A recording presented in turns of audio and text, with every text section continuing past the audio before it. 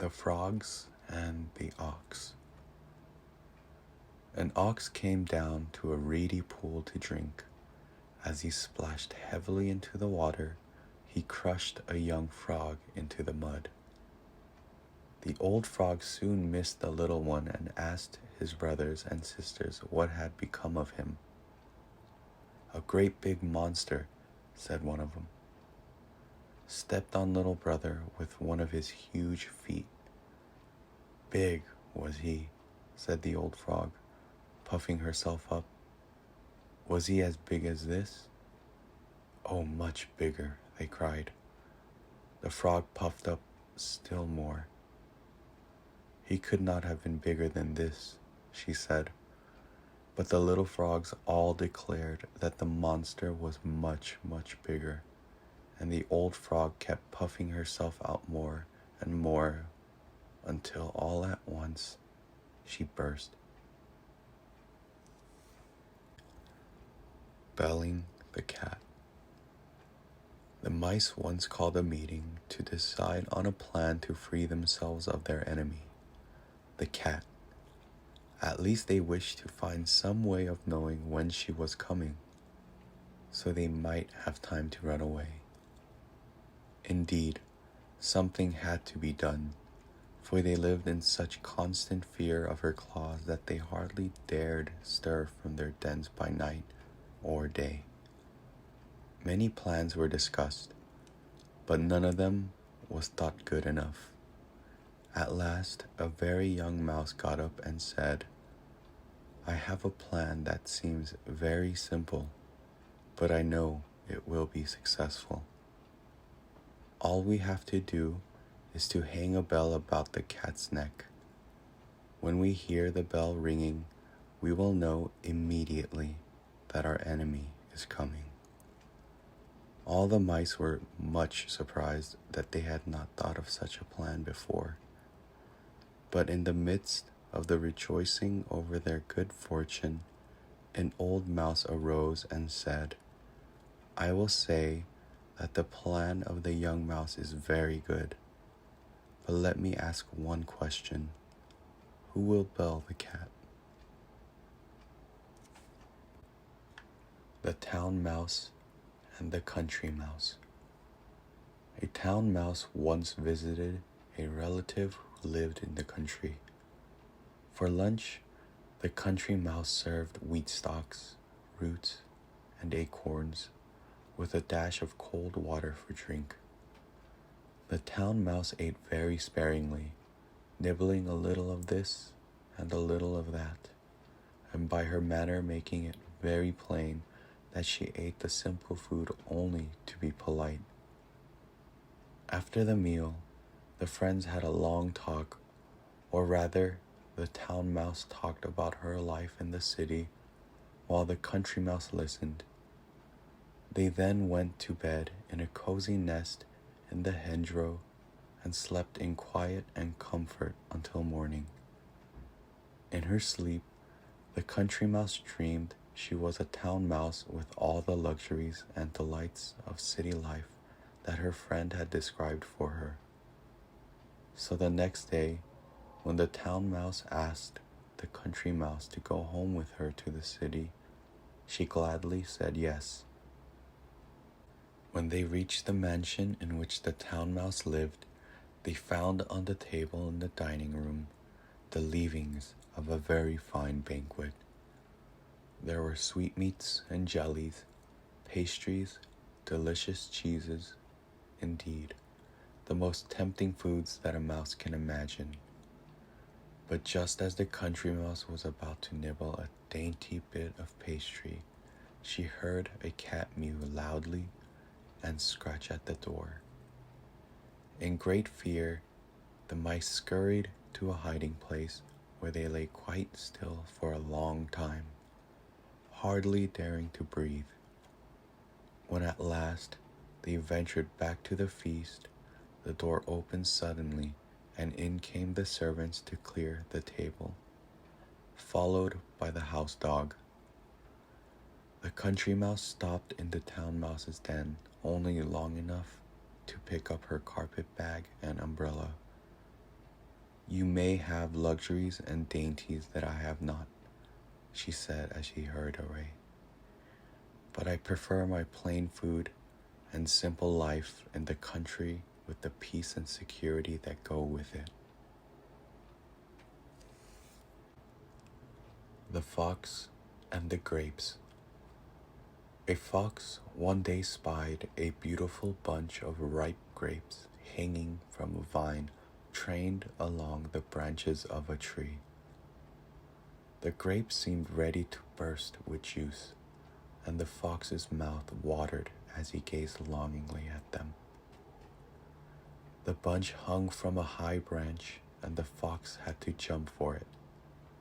The first time he jumped, he missed it by a long way.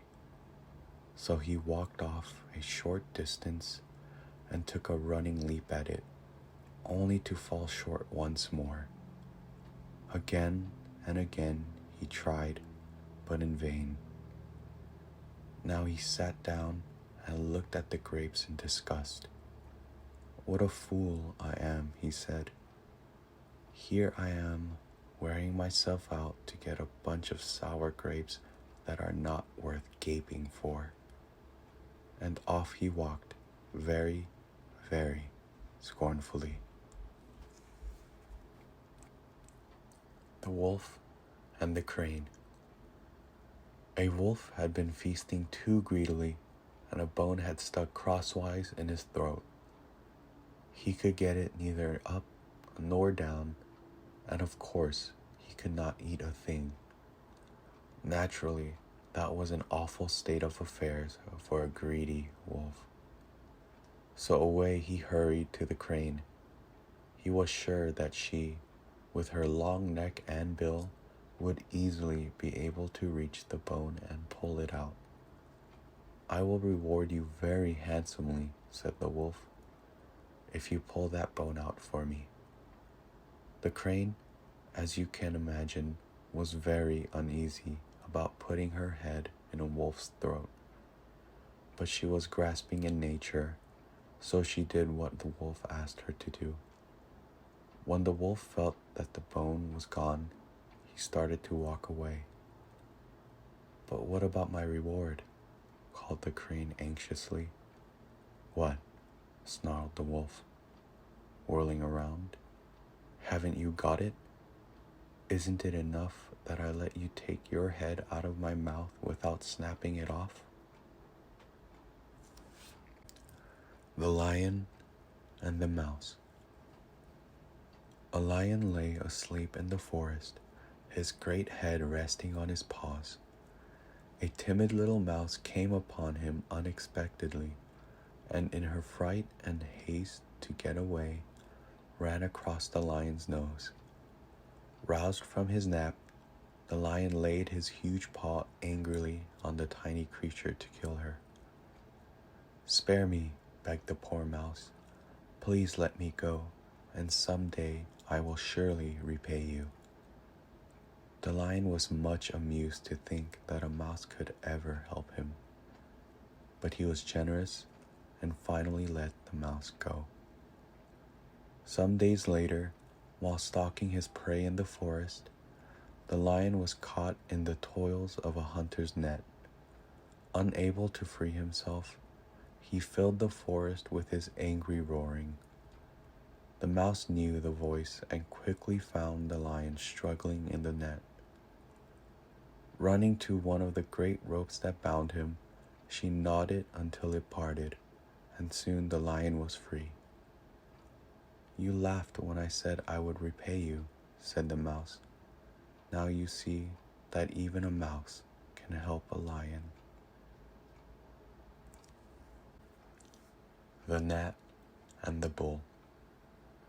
A gnat flew over the meadow with much buzzing for so small a creature, and settled on the tip of one of the horns of a bull. After he had rested a short time, he made ready to fly away. But before he left, he begged the bull's pardon for having used his horn for a resting place. "You must be very glad to have me go now," he said. "It's all the same to me," replied the bull. I did not even know you were there. The Plane Tree. Two travelers walked in the noonday sun, sought the shade of a wide-spreading tree to rest. As they lay looking up among the pleasant leaves, they saw that it was a plane tree. "How useless is the plane," said one of them. "It bears no fruit whatever, and only serves to litter the ground with leaves." "Ungrateful creatures," said a voice from the plane tree. "You lie here in my cooling shade, and yet you say I am useless. Thus ungratefully, O Jupiter, do men receive their blessings." The Owl and the Grasshopper. The owl always takes her sleep during the day.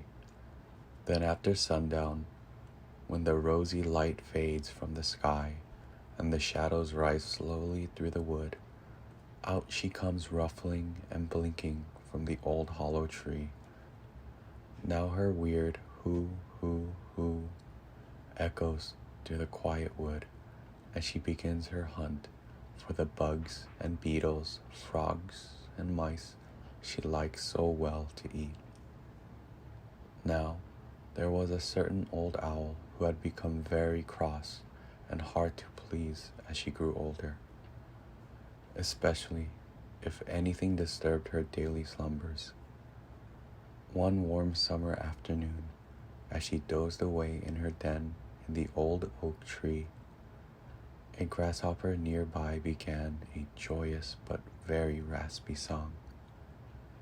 Out popped the old owl's head from the opening in the tree that served her both for door and for window. "Get away from here, sir," she said to the grasshopper. "Have you no manners? You should at least respect my age and leave me to sleep in quiet." But the grasshopper answered saucily that he had as much right to his place in the sun as the owl had to her place in the old oak. Then he struck up a louder and still more rasping tune. The wise old owl knew quite well that it would do no good to argue with the grasshopper, nor with anybody else for that matter. Besides, her eyes were not sharp enough by day to permit her to punish the grasshopper as he deserved. So she laid aside all hard words and spoke very kindly to him. "Well, sir," she said, "if I must stay awake, I am going to settle right down to enjoy your singing. Now that I think of it, I have a wonderful wine here, sent me from Olympus, of which I am told Apollo drinks before he sings to the high gods. Please come up and taste this delicious drink with me. I know it will make you sing like Apollo himself." The foolish grasshopper was taken in by the owl's flattering words.